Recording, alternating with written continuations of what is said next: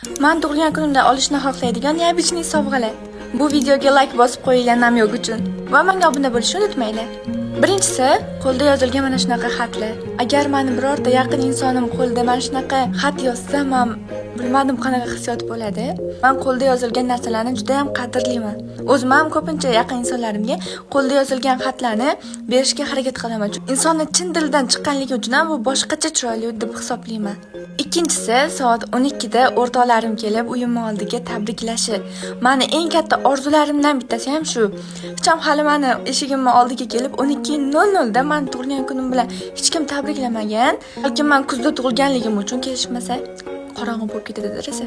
Lekin izlagan imkon topar.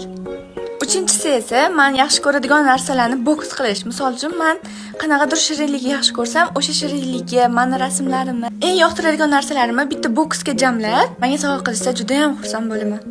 Bu videoni tug'ilgan kuningizga nima sovg'a qilishni bilmayotgan do'stingizga jo'natib qo'yinglar. Va menga obuna bo'lib ketinglar albatta.